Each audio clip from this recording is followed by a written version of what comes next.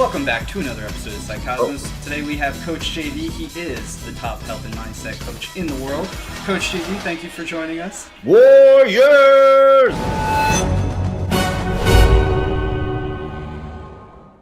Remember, what you believe in your heart, you think in your mind, will eventually become your words and become your reality. If you can see it in your mind, eventually you can hold it right here in your hands.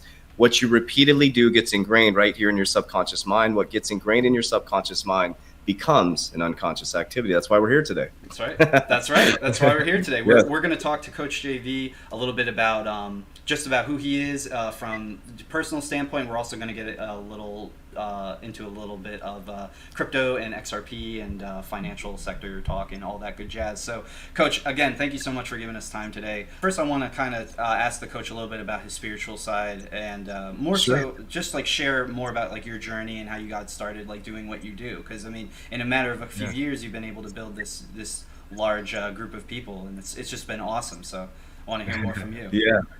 Thank you. Yeah. So we'll start back in 2006. So December 18, 2006. And it has everything I'm about to tell you has everything to do with why we're all here today, because I think we all believe in manifestation and how the subconscious mind works. So I woke up from attempted suicide on December 18, 2006, had a massive, massive opiate addiction. And I thought that was the way out. So I took my life on December 18, 2006.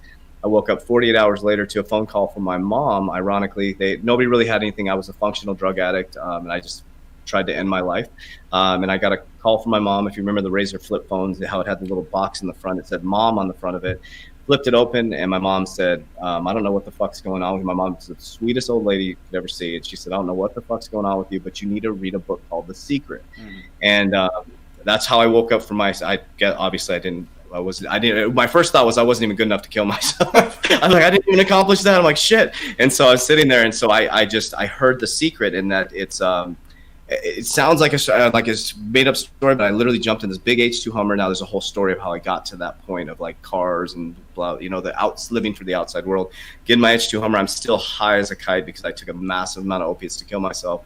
Show up at Barnes & Noble. I come stumbling in there. I tell the lady at the front desk, I need a book called The Secret. She's looking at me like I'm a wild man. She said, we got one copy left. Gave me The Secret, and that's how my whole life changed 15 years ago. So I went back and I sat in my office. I put the DVD into my computer, and I sat there and I'm like, holy shit.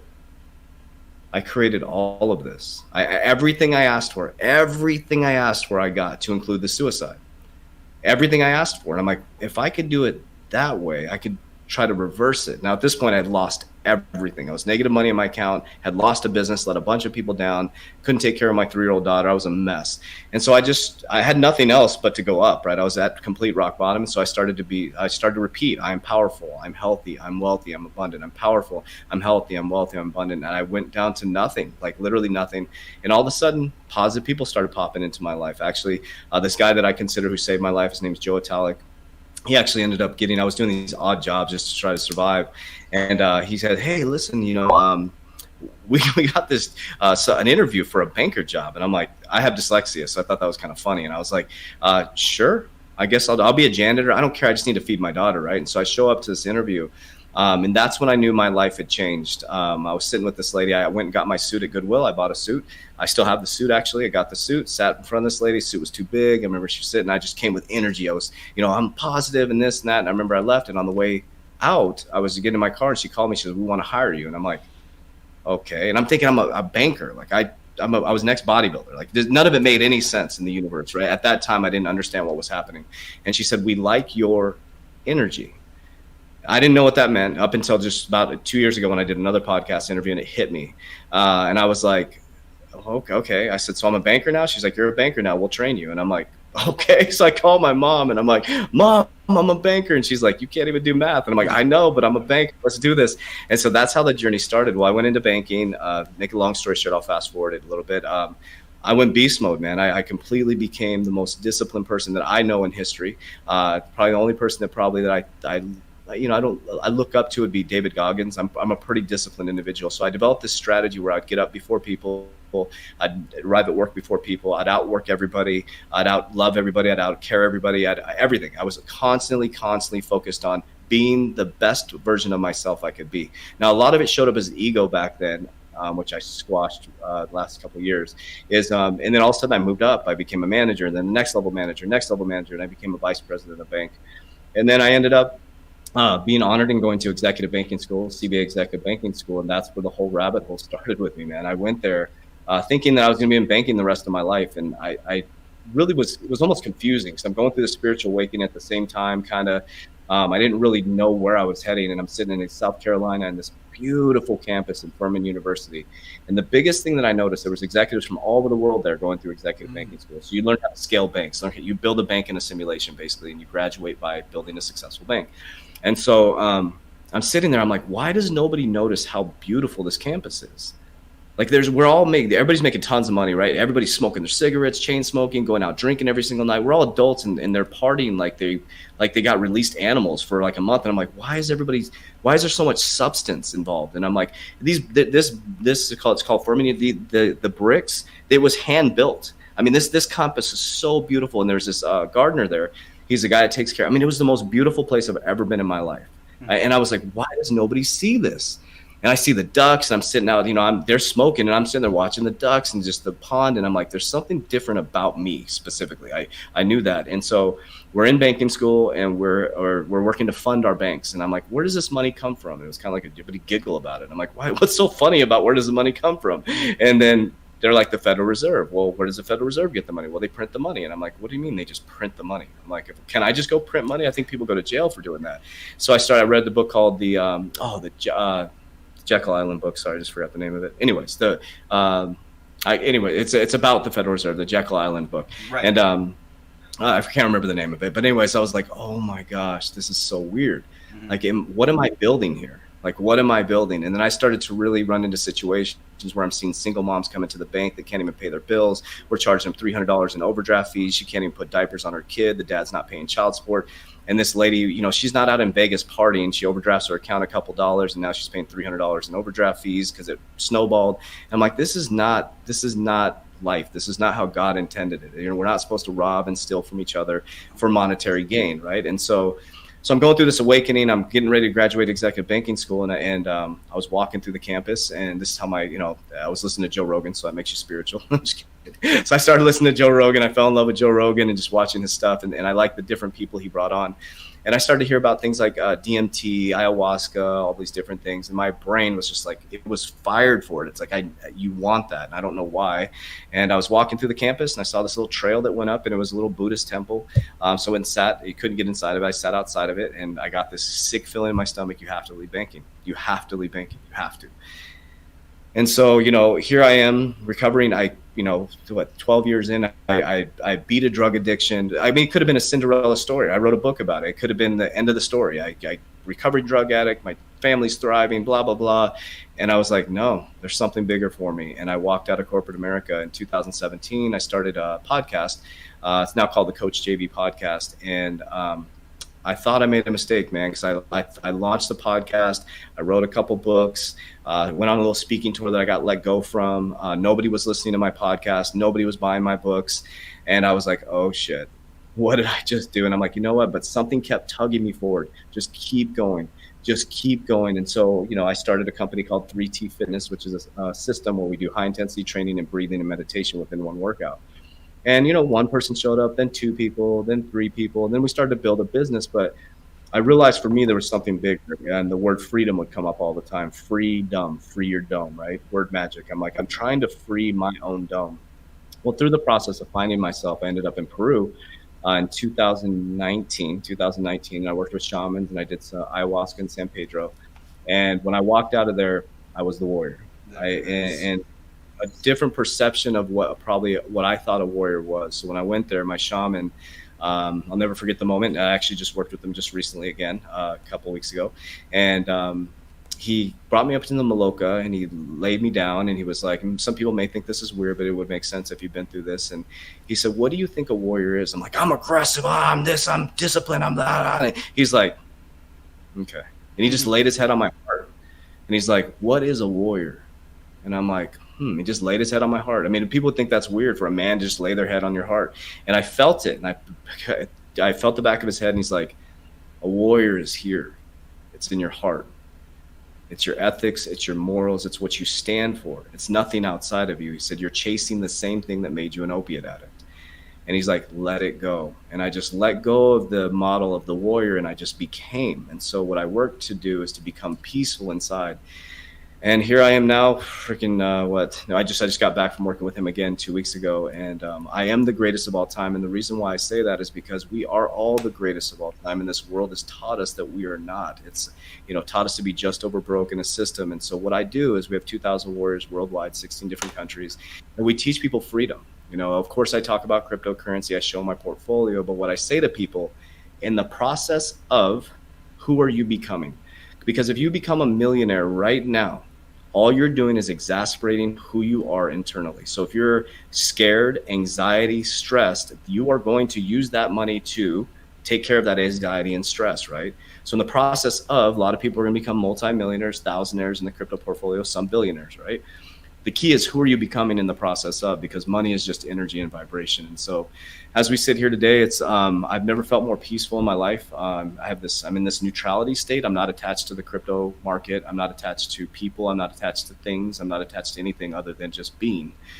And so that's me in a long nutshell. But so for me, it's not about money. It's not about having 2,000 warriors is great. I appreciate it. I'm very grateful for that. But I work to teach people to detach from the things out here and just become. And if you become, you actually become, it comes to you. So for us, what was it? 17,000 social media posts, over 850 podcasts, and how many 1,400 YouTube videos before we even had anybody watching us. Mm-hmm. And it hit this mathematical formula, which we call, the mastery. And all of a sudden people are like, it's overnight success. No, it was 3 years of not getting paid, 3 years of just grinding, 3 years of just following this intuitive tug. Mm-hmm.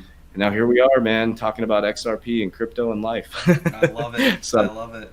Hey, well, thank you so much for that wonderful introduction on yourself and all the information, because I really resonated with a lot of that. It sounds like you had mentioned that you were in South Carolina and you went to that campus. I actually graduated in South Carolina. That's where I got. Oh, did you? Yeah, wow. I did. At the university. So I know exactly what you mean by how beautiful that campus is and everything. The other thing that we share in common is I've also done DMT myself. So I've never went to do that's why, like you were talking, I'm resonating with you on all those extremes, because it was a fluke. It fell into my lap, which is like not easy at all to come by, and just fell into my lap, and I did it, and it changed my life after that. And that is exactly why we're here today doing Psycosmos, where we're in a really transcendental way, we're doing very similar things, because what we're trying to do is help people too. We're trying to help people understand their human bodies, trying to understand manifesting, living like the lives that they want to create, and things of that nature. And we're also showing the documentation and a lot of the evidence behind it as well. So your backstory, you gave it sounds like you got such a good perspective from the banking industry, from your Peru travels, all of that. And, you mentioned in the banking story that people were really drawn to your energy. And I think that is totally in tie with you mentioning your vibrational balance. And I feel like that, that kind of set you on that path where you were in tune vibrationally, and people were then just drawn to you, and that's why you have this following now, and you have, as you said, 2,000 warriors worldwide. Yeah, it's a very awesome magnetism, and to your credit, one of the big reasons why I reached out to you, I really liked a lot of your work, was because a lot of the books that you promote, and I actually have some of them here.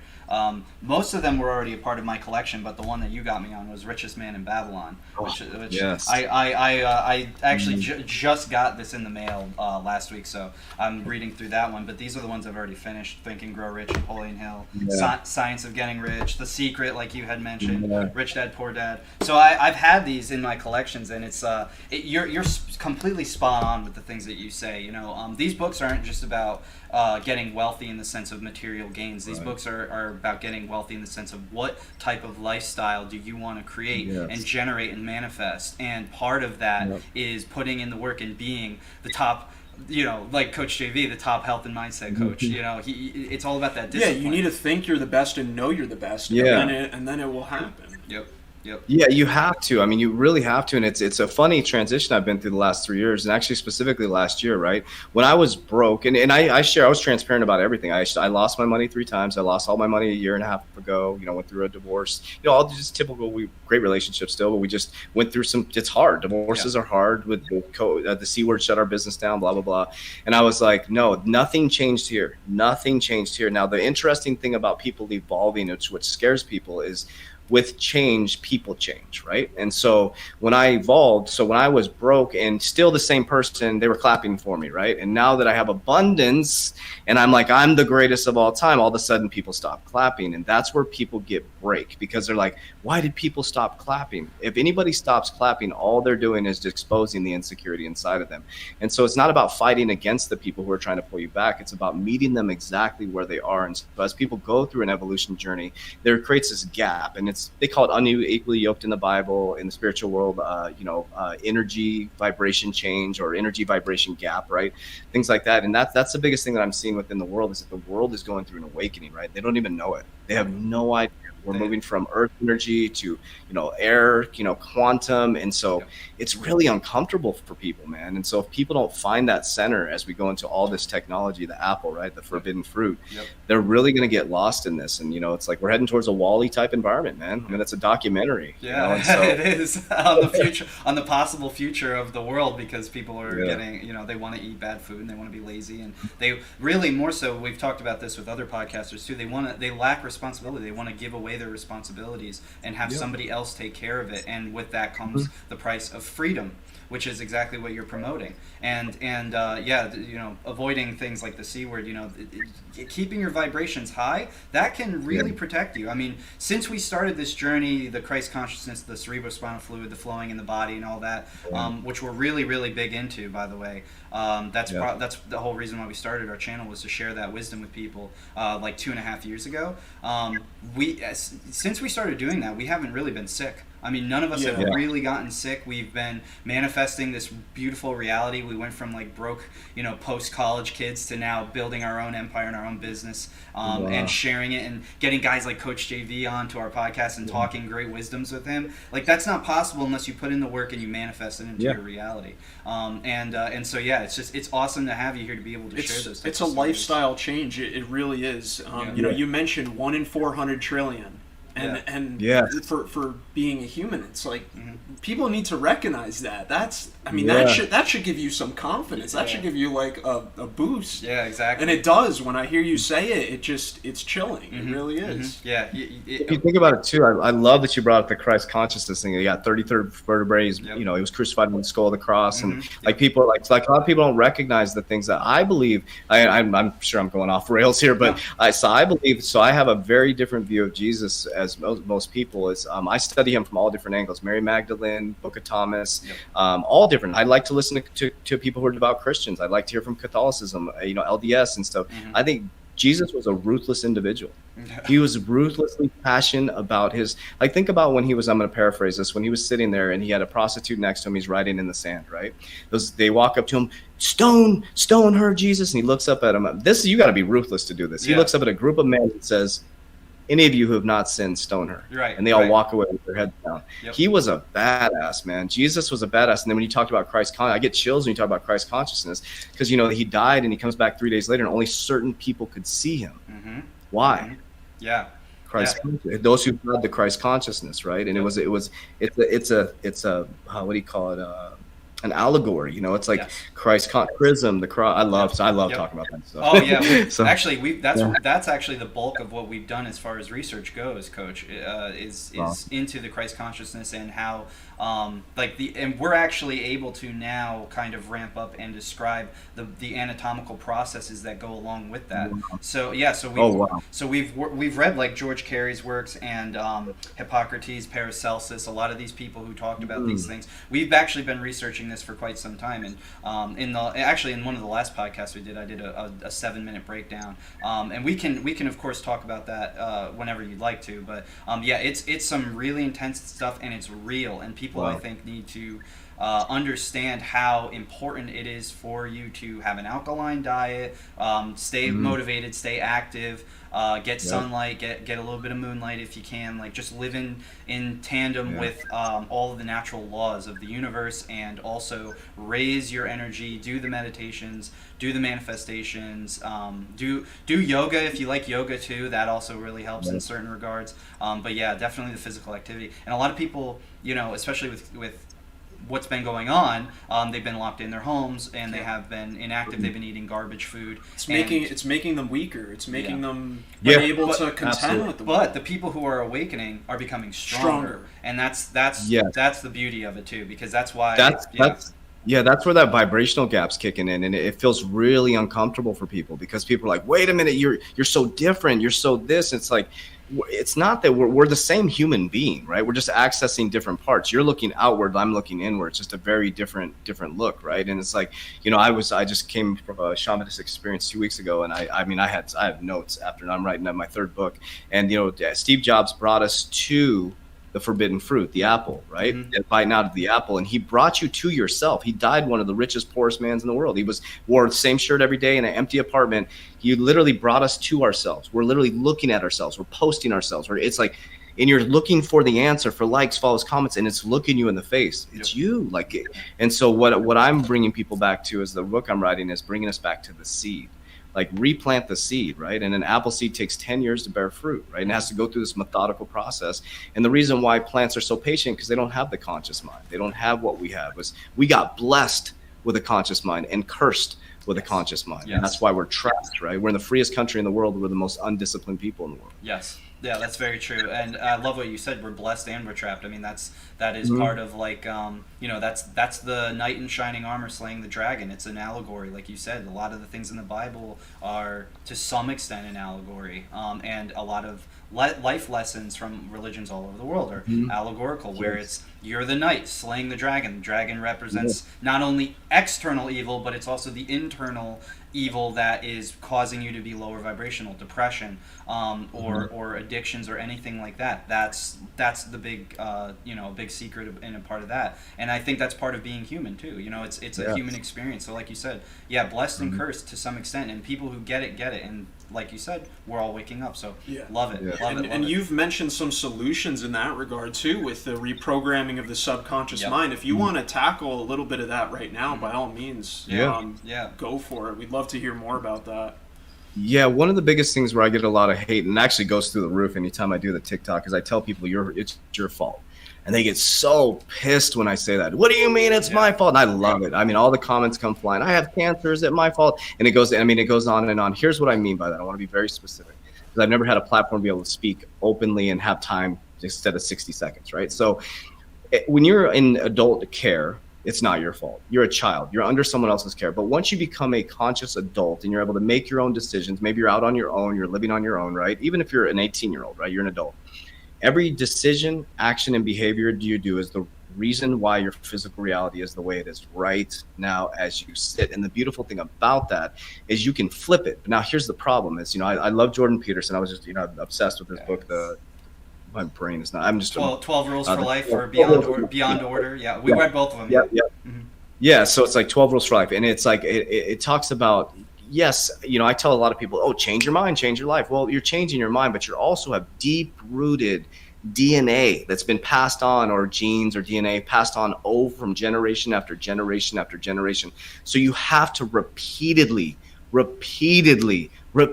That's why I say what you repeatedly do gets ingrained in your subconscious mind. What gets ingrained in your subconscious mind becomes an unconscious activity. That's why when I ran my fitness company, I get so frustrated. We do 6-week challenges. That does not change somebody. All that does is give you a temporary body to live in for that moment in time, and it's going to make you more depressed because you're going to lose that temporary body, and you're not changing the subconscious mind programming. And when I flipped it to more of a subconscious mind program, I lost a lot of people because they're like, wait a minute, I want the quick fix. There is no quick fix. There is none. It's the repeated patterns over and over again. The tree waking up every morning, the sun comes, it gets its nutrients from the sun, it gets it from the ground until it gets one apple seed after 10 years. And then after that, the apple seed bears a bunch of fruit. And so we as humans, we follow the same evolution process as nature, but we as humans have this thinking mind now. and we got blessed with it, right? They're in the Garden of Eden, and she eats off this thing, and she's naked. She's like, oh my God. And then immediately Adam's like, it's your fault. Yeah. So Adam passed the responsibility right away. And so we fight this epic battle. And so a lot of people get pissed at me, but I'm like, okay, so maybe somebody has hereditary cancer. That's not your fault. I get that. But what is your fault is how you respond to it. I know a lot of people who have cancer who have cured or overcome it through their mindset, through being positive. Dr. Joe Dispenza stuff, just like I don't have cancer. For example, a lot of people, I had skin cancer on my back, right? And so very few people knew about it because I told my mom, and I told Lynette, who's John's mom, who's my ex-wife, and I told her about it. I said, do not tell anybody. I do not want any energy towards this. It got into my muscle, blah, blah, blah. And I ignored it. It was on my back, so it was easy to ignore it. I got it removed. He's like, well, we have some of the muscle. I'm like, it doesn't exist. It does not exist. And I literally it did not exist. I got it removed. Boom. We went back in. He's like, it's gone. I'm like, yep. It doesn't exist. It did not exist within my body. And so I'll back up to the subconscious mind part is, your reticular activating system. I wish I could show you. We have vision boards all over our wall. So anybody that works in our council, we have to have their vision board has to be on our wall. And we all come in and stare at our vision boards. And so your reticular activating system is picking that up, right? So if you buy a red Toyota, what happens? You start seeing red Toyotas everywhere. Right. And the problem with what humans do is we wake up at the same time, we hit our alarm 3 times. You get your cup of coffee, the same exact coffee, best mom in the world. You get in the car at the exact same time. You go past the same light at the same time. You start having the same negative thoughts from the day before. You get to the same water cooler. You check your emails. You're lazy until 11 o'clock. You fight to go to. It's repetitive. Yep. And they developed our world that way. So we're in this repetitive cycle. You get 2 15-minute breaks. You go to lunch. Your schooling system was set up that way. Yeah. They wanted us to be robots, to stay in this thing. And then what happens when you start creating? When you raise your hand and you speak out of school, you get punked in school, right? And so I know that's why my daughter has been she's 17. She's a remarkable beast. She's amazing. And she's different. She's different because she's been raised by me, right? And so she's like, this doesn't make sense, Dad. I'm learning this math. It doesn't make sense. Like, it doesn't make sense. I'm not going to use this shit. Like, I'm like, you're not going to use it. I have dyslexia and I'm crushing it in business. Like, it doesn't make any sense. Right. It's like people, and then going back to my son, he's 5 years old. I'm programming his subconscious mind. He thinks he's so unbelievably wealthy, but he knows what wealth is. I was growing up, you can't afford that. Money doesn't grow on trees. And so it goes back into, I lost my money 3 times. Well, people clown me all the time when I'm honest about that, but there's a reason why I lost it 3 times, because I can make money, but I didn't change this. I still had deep-rooted subconscious mind programming, and the money would not stay with me. And so after I lost it the 3rd time, a year and a half ago, I'm like, I need to change my brain. Yeah. So I went through subconscious mind programming. I listened to certain things when I sleep all night. It plays in my house ambient because your brain goes, is it beta to theta? I can't remember which switch it is. Yeah. But you're in pure subconscious, right? Your brain will take in whatever. So I listened to this I Am Money Magnet, and literally everything on the I Am Magnetic has come true. Everything. And then I switched to passive income. Everything has come true, and I've been listening to it for month after month. I also do the Nikola Tesla theory, the 369. So I do 369. I'm also so happy and grateful for the money that comes from increasing quantities of multiple sources on a continuous basis. To Bob Proctor, I repeat the same things over and over and over again. And so for people to change their lives, yes, you need to change your thinking, but you also have to change the fertile ground. You have to change the environment. You have to change sometimes people. Right? I mean, sometimes you need to drive to work in a different manner because you got to create neuroplasticity. You can't read the book The Secret. That's why so many people have read it and so few are successful. Yeah. You can't read the book The Secret and keep doing the same shit. Right. Yeah. It just doesn't work. Yeah, and it makes sense that you would get a lot of flack because, as we have evolved with technology, people want that instant gratification. They don't want to hear you have to grow yourself like an apple seed, as a great example, which takes 10 years. It takes time. It takes an extreme amount of time, rigorous discipline in order to get, like you said, that neuroplasticity to stick into your mind in order to move forward and get rid of all those bad habits that you might have that might be slowing you down, or to your point, maybe it's people. Maybe there are some bad people who are slowing you down. Regardless, and that's a big one. That's a one that a lot of people overlook, especially with family. But getting outside of that, I love what you just said. It absolutely resonates with me, and so does your story too. I before we completely run out of time here, I wanted to actually get some opinions on how can people become more financially successful. What kind of recommendations do you have in the financial space, the crypto crypto space, anything like that, we could get into talking a little bit about XRP. I know we got about maybe like another 20 minutes or so of this. I don't want to run over, but yeah, I'm excited. Let's talk about different ways in which we can help more people get financial freedom and what they should really be looking for, XRP, SEC lawsuit, things like that. Yeah, wonderful. So the first 30 minutes of this podcast are the number one thing you need to go back and listen to the first 30 minutes of what we all just talked about. Number one step to getting wealthy. You have to build a foundation. It doesn't matter how much, it doesn't matter if you hit the crypto bull run, you hit Dogecoin, you hit the Shiba, the meme crap, all that stuff. Like, it doesn't matter. None of that matters. Because if your aim is to buy Lamborghinis and Ferraris and houses and all that stuff, you're never going to be wealthy. So I'll start out with that. So the main thing is building the foundation of understanding economics, right? Book, you got it, Think and Grow Rich, right? Rich Dad, Poor Dad. You have to read The Richest Man in Babylon, because what happens is we've been taught to pay our bills first. You should always pay yourself first. That's what changed it for me. It literally a year and a half ago, I'm like, no, I'm paying myself. Screw everybody else. I don't care. You ain't getting your rent. You ain't getting nothing. I started paying myself first. But what it did was it cut out my frivolous spending. So I literally lived off $100 a week, raising 2 kids. I was like, and being transparent, I moved back in with my parents. I'm very honest about it. I was like, you know what? I'm going to humble myself. I moved back in with my parents. They helped me support my kids as I kept getting my business going. A year and a half, my whole life changed financially. So number one, I started paying myself first. Number two is that I understood economics. It's not what you think. Economics is not what you think. You're built into a system to keep you just over broke, right? Number three is that we are truly in the biggest shift in generational wealth, and here's why. So we have a brand new asset class since the 1600s. Now, what's happening is people think this is just happening now, right? This has been happening for a very, very long time, since 1971, since we detached from the gold standard. At the same time, the World Economic Forum was created in January 1971.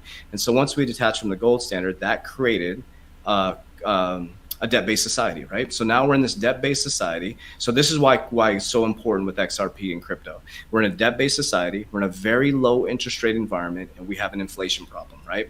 Dangerous place to be. But the people that can print the money can move the system, right? And so what's happening now is quantitative easing. They're just going to keep printing the system, and they've been working to build this quantum financial system behind the scenes so that they can move themselves over, because you cannot maintain this. Right. You cannot maintain the Ponzi scheme. You can't just keep printing yourself into oblivion. At some point, it has to stop. Yes. Well, the fact is, every single fiat currency in history, you can look it up, has collapsed, right? And so what they're trying to prevent is a dollar collapse or a currency collapse, right? There's many countries that are in the same position. Canada, many countries are in the same position. Venezuela collapsed, right? And so what they're doing is they're moving over to a central bank digital currency, right? A CBDC. They're all saying, oh, we're testing it. They're all moving over to it. It's not, don't believe the hype warriors. They're all moving to a CBDC. And now here's a danger behind that for us as consumers. What that does is, so they know crypto's here. They know, you got your stable coins, you got your cryptocurrency, and you got your CBDCs. They're all they're all crypto, they're all currencies, they're crypto, right? And so what there is like, hey, we can't beat them. We're going to join them. And what we're going to do is we're going to move people closer to the central banks. You have the central bank, you have the commercial banks, which I, used to be in the commercial banks, and I understand them at a deep level. So now the problem with commercial banks and what's happening now is they're in a very tough environment. Number one is their liquidity is being drying up, right? Number two is their capital requirements are changing because of Basel III coming up on June 28th. So they're going to have to hold gold on reserves to have riskier assets. So their interest or their profit margins keep getting squeezed. So in order to gain more profit, you need more capital in your bank. Number one, you need to be able to lend that capital out to they call us dumb money, right? To the dumb money at higher interest. It's a revolving system. Well, if you can't do that, you're going to have to feed people. So what's going to happen is central banks are going to have a CBDC. Our commercial banks are going to have custody of cryptocurrency. They're already able to do it. The law's already passed. I showed the bill on my YouTube channel this morning. This was last year, right? They're able to custody your cryptocurrency, and then you'll have a FedNow wallet.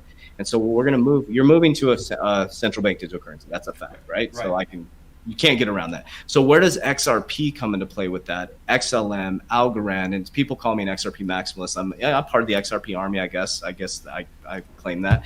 But the reason why is because it's like a CrossFitter or a vegan, right? If you're a CrossFitter or vegan, that's all you talk about. I know a lot about banking, so XRP makes a lot of sense to me. It makes a lot of sense because if I own my own bank right now, if I could get the liquidity and the speed of transaction that XRP provides to move my money from euro to the US dollar, or if I'm vice versa, right? If I'm buying a house, well, number one, I can feed the shit out of my customers for that because that's convenience. Number two is money moving at the speed of light. There's zero risk for me or capital risk for me. And number three, it's going to allow me to provide better customer service to my high value customers. And so I'm going to go into like the FUD that just happened recently, if that's okay, in regards to like Bitcoin. And so if you notice when the Chinese announcement happened, this was about 5 weeks ago, 6 weeks ago, and the market collapsed to 50%. Right. I told I'm like, it's coming, Warriors. Here it comes. As soon as the China news was announced, all of a sudden, right before that, Wells Fargo announced that they're going to allow their wealthy customers to trade Bitcoin. So what happens is all these announcements happen, the FUD happens. And so if I was a bank, if I was a billionaire, which I will be a billionaire at some point, when I'm a billionaire, what I would do is when I own banks, I would say, okay, what we're going to do is we're going to FUD the market. And I wouldn't do that to people, but that's what they do. They're going to FUD them. They FUD the market so they can buy it at very low cost. And what happens is they're going to make their customers a bunch of money because the market's going to go back up. They're going to tell them to sell. We're going to be buying their sales, right? Yep. And so what's going to happen is they're in a race to try to get high value customer and capital from their high value customers into the bank so they can lend that to the dumb money.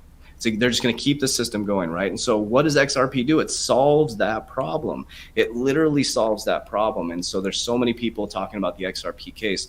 You got to think about what happened, right? So December 18th, New River increased their position by $600 million in Ethereum and Bitcoin. And then December 22nd, Jay Clayton throws out an SEC lawsuit, leaves December 23rd, and then March 2021 becomes part of New River Consulting. Yeah. Then just yesterday, I think it was yesterday, Hinman just announces that he is part of now Horsowitz 2.2 billion crypto fund. And so what I'm trying to do is just open people's mind up, be like, don't fight about Bitcoin, don't fight about XRP, don't fight it. They all have a place in the system as long as they have real utility. And so XRP, I mean, they have so much real world solve. It's unbelievable. And then also it's going to hit the Flare network and it's going to give it more utility. And so I'm a big fan of XRP because I understand how banking works and I understand how remittance works. One of the things too that people talk about is I would like to address is nefarious, right? People like, they're evil, they're nefarious. I think you said it. I think the way I was trying to keep it in my head, the way you explained it, it's like nothing's good nor bad, it just is, right? So for example, this phone, I could say it's the worst thing ever because I could look at pornography, or I could look up the Bible on this phone. I could help somebody with this phone. I could call a loved one, right? I could also call and cheat on somebody with this phone. So it's really, this is the tool. It's the user of the tool that makes it evil or good, right? The intention. Yeah, an intention, yeah. So how do we know that XRP and Ripple and Brad Garlinghouse is an evil person?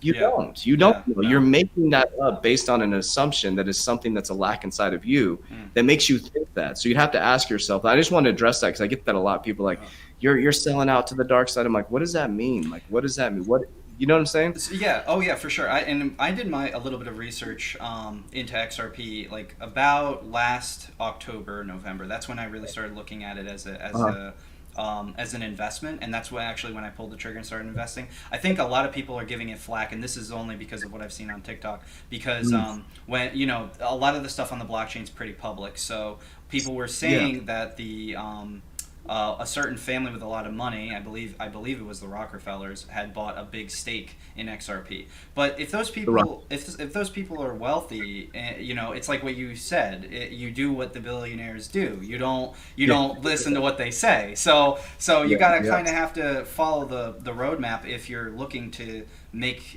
anything from any investments that you have. You got to copy the people who are the most successful. So I don't. Go ahead.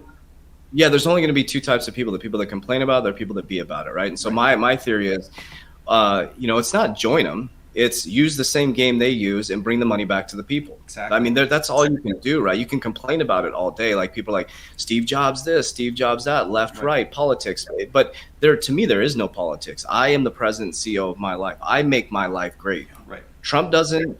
Biden doesn't. It doesn't matter. They don't make my life great. Yep. I'm going to pay more taxes with Biden. Okay, I'll make more money. It doesn't, because money is just energy. Money is vibration, and that's what I try to get out to the people is that just stop arguing. Like what are you arguing? You're fighting against an invisible enemy, and that's exactly what they want. The enemy is not. The enemy is you, right? If you don't have what you want, there's something inside of you that's a competing commitment to get what you want. And so, to me, XRP, to be honest with you, represents freedom. Yep. That's what it represents for me. And I know it's going to probably piss some people off that are like, oh, because it opens up financial rails for people all over the world to transact very quickly. Cross-border. Yep. I talk to this stuff with my parents and even grandparents about crypto, and they're just they don't want to have any of it. They're opposed to it. Like, yeah. nope. But I mean, like you said, it's the next financial industrial revolution type situation, and a lot of people will get left behind if they don't want to get on board with the revolution. And that's exactly why I wanted to talk to you a little bit about XRP, because I wanted to at least, this isn't like full blown financial advice, but do your own research, and if you do the research, you'll find. And I'm talking from a purely technical side. I knew about Bitcoin in like 2012. I kicked myself in the ass every friggin' day that I didn't throw $200 into Bitcoin in 2012. But I was a lot younger and I didn't understand the technology. Now I do, and I've researched crypto for a few years now since I've been in tech, and I can tell you, XRP, the technology is there, and they're whether people want to fight these big families or not, you can't really do that without liquid capital anyway. So I mean, so if you look at it that way, we're not joining them. We're trying to get its financial freedom. I completely agree.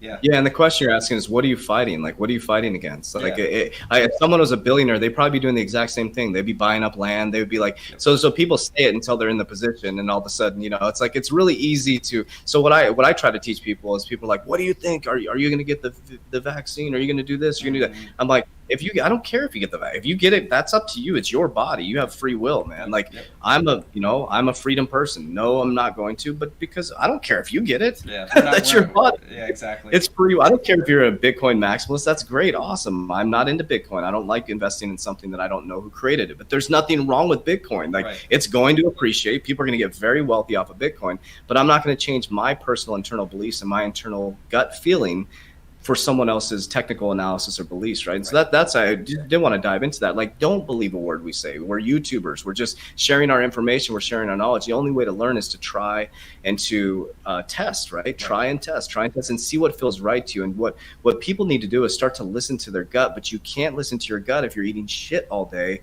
if you're not moving, you're just sitting, you're watching pornography, you're playing video games all day. You're not going to make good financial decisions. When I see these people on TikTok, like, they're just like, oh, they just look. I use the word uncomfortable in all aspects of life, and I'm like, you're giving financial advice, man. You got to get your shit together, dude. Yep. Like, don't be giving financial. Like, for example, this is one thing that irritates the shit out of me when I see a motivational speaker that's fat. I'm being honest. I know it's gonna piss people off. I'm like, how I agree. Giving me advice on how to be motivated and disciplined when you can't even control your eating. Yep. That I piss people off. I make people uncomfortable, but I'm like, if I say something, I'm doing it. Yeah. I'm up at 2:50. I'm working out at 4:00 in the morning. I'm putting in the work. If you're going to give someone advice, you sure as hell better be doing it, right? Yeah. And so I know I'm going down a rabbit hole, but no, you're exactly right. No, you're exactly right. You're exactly right. I mean, you can't take financial advice from a broke dude. You know what I mean? Yeah. Like, it makes no sense. It makes no sense. Right. So yeah, very, very well said. Very well said. I know we are kind of running out of time here. I don't want to go too overboard, but the one thing I did want to share with you is something that I learned when I was working Wall Street for a little while, and that is a Shemitah Year.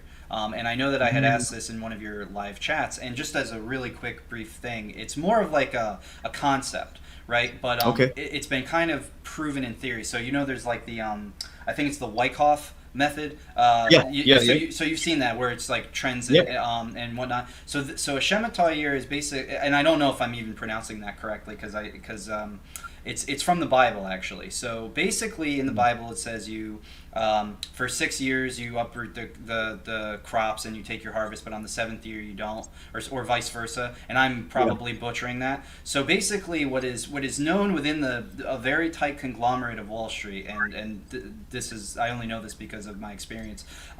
Basically every 7 years plus some change, like a couple of months, they have a period where they will flex the market. And if you go back and you look at 2015, it happened. If you go and you look at 2007, 2008 market crash, it happened. Early 2000s after 9/11, early 1990s, mid 80s. So if you can actually track the changes. And the guy who I read this about, I think his name was Buchholz. I don't know if I'm pronouncing that right. But basically when you go and you track the years, you can actually predict when these big market changes. I shouldn't say crashes because they're not necessarily always crashes, but they're big changes in the market. So it's basically every 7 years plus some change of a few months. The next one, from all the calculations that I've done and talking with people who know about them, the next one should be sometime around this September or sometime this fall. Wow. So that's 7 years plus some change from the last one, which was right before Trump got elected president in 2016. Yeah. So there was a weird flux in 2015, not too bad, but then 7 years prior to that, it's the big market crash, 9/11 market crash type situation in 2001. So yeah, it's actually it's almost predictable at this point is basically what I'm getting at. And I would definitely recommend and advise doing your own research into it, because it could just be something that I've heard through the grapevine that's not necessarily true, but the math kind of checks out. And I've gone back all the way to the 70s, and I've looked at. Do you want to hear something wild? I literally have chills. This is confirmation. So at 12 o'clock today, I have Waters Over Crypto, and he's breaking that down exactly at 12 o'clock today on my YouTube channel. Wow, no way. That exact thing you're talking about, I've never heard of it until you two. Like, that is so weird. Yep. Like, he's at 12 o'clock today. I literally have chills on it. That's confirmation, right? He's literally breaking down exactly what you're talking about with geometria and in biblical terms, exactly what you're talking about. Yep. It's the people who run the markets are actually extremely spiritual and somewhat occult in nature, and they deal with a lot of these things, and they time it so that people can get in and get out at the right times. They have a system. I saw one girl on TikTok, and I have to admit I haven't looked too deep into this. One girl on TikTok with over 1 million followers was going off about how she can track Bitcoin trends majority of the time through the phases of the moon, full moon, new moon, and she even had proof and evidence and showed it. Now, I don't know if it goes that deep, but I will say there is some sort of a calendar system that they manipulate. It's really crazy stuff. But I did want to share that with you because I love your content. I wanted to see if I know. See, this is what I love about us coming together as a woke group, because it's like this type of information, like, I don't know about that stuff, but hearing it from you is confirmation, and then Waters Over Crypto is going to talk about it. But this also gives different people that have different people's brains work differently, right? Mine is all fundamental. Mine is like real world solve. It's like, but then I just looked over because Jackie's here, and then Selman, our technical analysis guy, broke down all the moon cycles. Yeah. And so he's like, I don't know, this is kind of out there, but it actually matches up. Yeah. It's like, holy crap, he took all the moon cycles with the market cycles, and then you have basically the Bitcoin halving, which September is when it should go up and then come back down, which is wild. And then what you're talking about, and then he's coming on at 12. I mean, this is all alignment, man. Big time. Oh, big alignments. Yeah. And I've looked into the moon. I mean, it would make sense if some planetary objects, especially the moon apparently controls the tides. We're majority made of water. And I know that from my research that I've done, police officers and stations will say there's always more crime on a full moon than compared to a new moon. Always way more crime. You get serial killers come out during those times and weird things. It's a play on energy. If the moon influences animals and birds and migratory paths, it's the same for humans. Yep. So it's not like the moon dictates it, but more so it could put people into more of a paranoid or fearful mindset to sell or buy. It's an influence, so it could influence. So to some degree, it's some crazy stuff, and we're going down a rabbit hole. But crazy. This is great. Stuff. Yeah, love it. This is great. I know that we are kind of over a little bit on time, and so what we can do is we can kind of wrap up. Is there anything else that you'd like to say, Coach JV? And thank you so much for all the time that you've given us today. Yeah, I would love to continue this, man, to be honest with you. I just want people to just take a deep breath, man. Just take a deep breath. Like, you have an opportunity right now that's like nothing in history. Like, it won't happen in my sons and daughters' time. It's not going to happen in their time, their kids' timeline, their kids' timeline. We are literally going through something that's going to be written in history books. Yes. Like, if you think of somebody might manipulate it a little bit, but it'll be written in history books. Like you're either going to be an observer or you're going to be a participant in this. And I'm really trying to hone in on people like that and really helping them understand that you could really change the whole generation right now. So I am a generational shifter. I know that for a fact. I'm literally going to create generational wealth for my family, my kids' family, but not just physically, mentally. And so the thing I'll leave people with is I'll ask you this. In the process of getting your next promotion, getting the next BMW, getting the next house, chasing the next spouse, whatever it is, in the process of who are you becoming? Because often people lose who they are chasing something that's not for them, right? And it could be a spouse, it could be a partner, it could be a loved one, and learn to sit in silence and be. That's where it's all at. That's why God says, go in your closet and pray, right? Be in silence with me. You know, you don't have to go somewhere and get answers all the time. The answers lie within, and just sit and listen to your thoughts. And if they're racing, let them race and listen to what they're saying. That will give you the indication of what you need to work on. Another thing I want to encourage people is don't attach yourself to these markets. Like, don't become attached to anything outside of yourself. For example, like people are like, you didn't even flinch when it went down. I lost a lot of money. I didn't lose anything. That's the thing. It's all right here. I'm already rich. I'm already wealthy. And so really build that into yourself. And if you have kids or you're inspiring other people, things like that, people will truly feel who you are. And so I encourage to influencers or YouTubers and things like that, just be yourself. I mean, just be yourself. You know, I burp on my podcast. I don't edit anything. I don't even care. Like, I'm just like, you're literally getting who I really am. This is how I am all the time, fired up all the time. And it's like, when I did that, everything worked out for me. And I'm at so much peace, because when you do the opposite, you're really carrying a lot of weight, a weight of something you're not, right? A character. And that's really hard to carry that character around a lot. And that's what I'm seeing within a lot of influencers. And I know it's going off, but it goes into like XRP in the crypto space. Like, people are bashing each other. Oh, XRP army, this and that. And it's like, just be. There's no argument, man. It's like, if you love Bitcoin, cool. If you love XRP, cool. If you think XRP's crap, that's your opinion. That's fantastic. I love it. You know, stick with it. But make sure you stick with something and follow through with one thing, like the apple seed. That's all I ask people to do. Like, just follow through with one thing in your life. Like, you know, maybe you're going to get in the best shape of your life. Follow all the way through.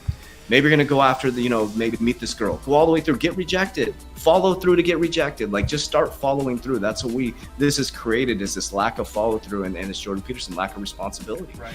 So I'm very honored to do this with you guys. I would like to continue this, because these types of conversations are what need to happen, because there's people out there that are looking for this, that are looking for permission to be able to grow, man. Yeah. And they don't need permission, but just to hear from people that are like, shit, man, there's people like me out there. So for sure.